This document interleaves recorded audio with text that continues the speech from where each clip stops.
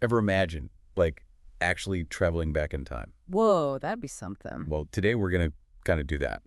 Through photographs, at least. Oh, whose photos are we talking about? A guy named Hughes Kraft. Ever heard of him? Hmm, rings a bell, but refresh my memory. He was this French explorer and photographer, totally captivated by the Caucasus region. The Caucasus, yeah, I can see why. So much history there. And get this, he traveled all over the Russian Empire. Like, with Tsar Nicholas II's blessing. No kidding. That's impressive, especially back then. Yeah, it wasn't just a quick trip either.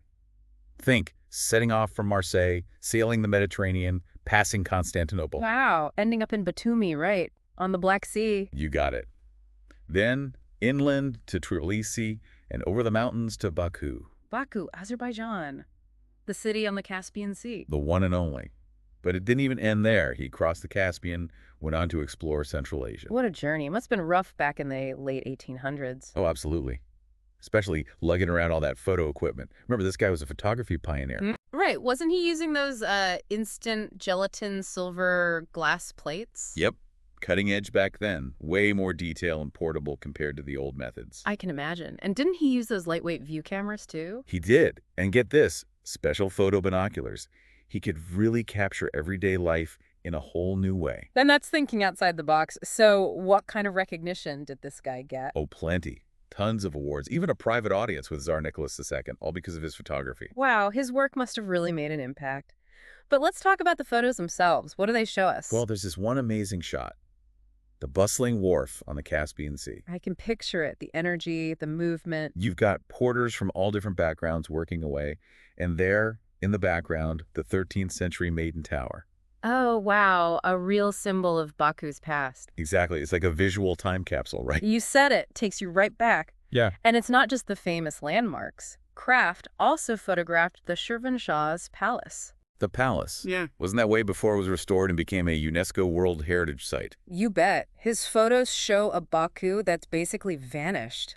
Narrow streets with horse-drawn carriages, it's incredible. And the detail, it's amazing. You can see the architecture that's now lost, how people dressed, how they interacted. Like a whole way of life that's gone. And he didn't stop there. He went into Cherry Shahar, the old walled city. Got these everyday street scenes. People going about their day, kids playing. Fascinating stuff. Yeah, it gives you real insight into their culture and society back then. That's what we mean by ethnographic value. Makes you wonder, did he realize he was capturing a world about to change forever? It's an intriguing thought.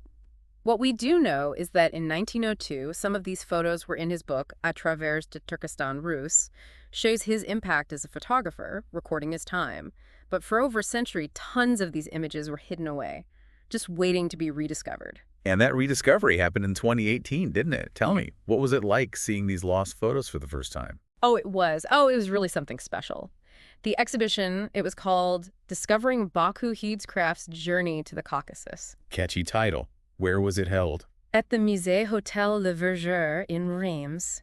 Actually, get this, it was Kraft's old home. Wow, talk about poetic. Yeah. I can only imagine, seeing those images after so long hidden, what was the reaction like? People were blown away, understandably so. The curator, Anna Sheshvili, she said it's crucial to reevaluate Hughes Kraft's views of the Caucasus. Reevaluate. Interesting word choice. Were there misconceptions about his work before this? Possibly, yeah. See, Kraft was working when Europe was obsessed with the Caucasus. Oh, yeah, that whole romanticism of the exotic East thing. Exactly. That kind of fascination mixed with some political ambition, it led to some, well, idealized portrayals of the region. So his work might have been seen through that lens at first, shaped by the attitudes of his time. You got it. And that's why this exhibition was so important. It let us see Kraft's work fresh, you know? Without those old filters. Exactly. And what we see is a portrait of Baku right on the edge of becoming modern. Really nuanced, insightful stuff. Makes sense. Baku was already an oil hub back then, wasn't it? Late 19th century. Big time. Azerbaijan was a leading oil producer. Kraft's photos, they capture that moment before the boom really changed the city. I bet there's this sense of, like, anticipation in some of the pictures. Like, you can feel the change coming. Oh, totally. Earlier, you mentioned the ethnographic value. What kind of details give us those insights into Baku's culture back then? Good point. Well, just look at the clothes and the street scenes. You see traditional Azerbaijani clothes, but also European fashion. A real mix, huh? Yeah. Shows the cultural exchange happening. Right. And there are photos of craft workshops, busy markets, religious gatherings, like everyday life unfolding.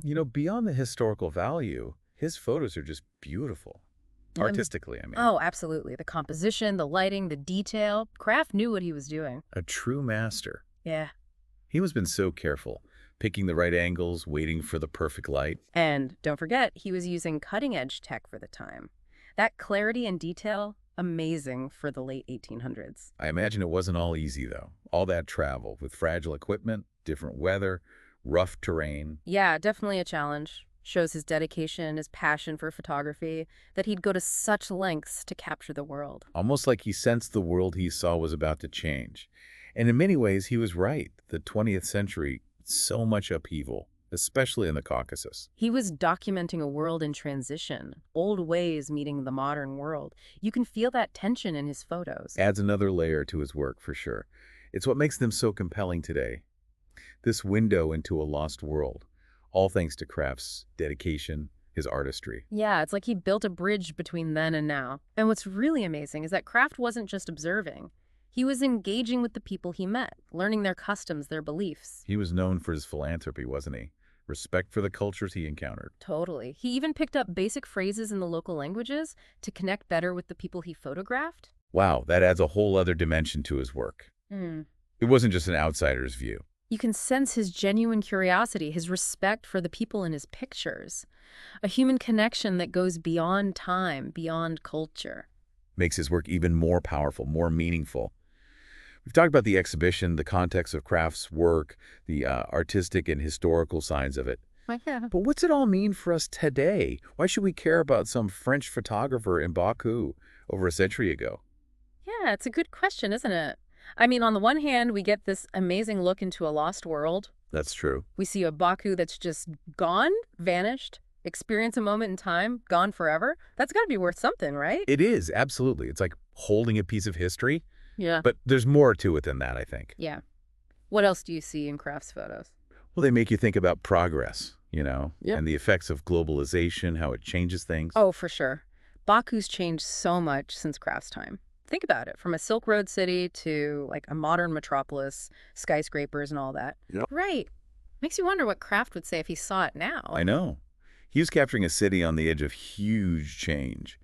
And his photos, they kind of remind us that progress, it has a cost sometimes. Yeah, you gain some things, but you lose others along the way. It's true. The old buildings, their traditional ways of life, the whole feel of a place, they change. Sometimes they disappear as a city gets modern. Exactly. Kraft's photos, they make you think about that. What we've gained, what we've lost. That balance between, like, keeping our heritage and moving into the future. Oh, it's a tough one, that's for sure. It is. His work also reminds us about perspective, doesn't it? How so? Well, we're seeing Baku through his eyes. A 19th century European guy. Makes you think, how do our own viewpoints shape how we see the world? Good point.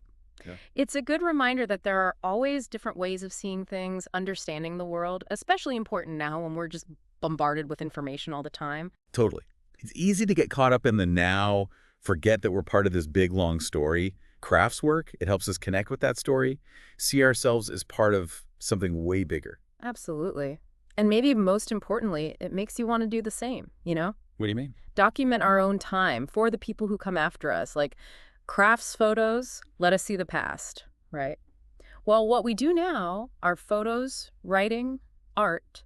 That'll give future folks a window into our lives. That's a pretty awesome legacy to leave when you think about it. It is. That our stuff, our photos, whatever, could be looked at with the same wonder that we feel looking at Kraft's work. It's a humbling thought for sure. Shows you the power of creativity, how it lasts through time, connects people across generations. Well, as we wrap up our deep dive into Hugh's craft and his trip to Baku, I gotta say I'm feeling pretty grateful for his vision, his art. Me too. And it makes you appreciate photography even more, how it takes you across time, across cultures, connects us with the past, and makes us want to capture our present for the future. It's been a fantastic journey. I hope everyone listening will check out Kraft's work, see the magic of his photos for themselves. It's worth it, trust me.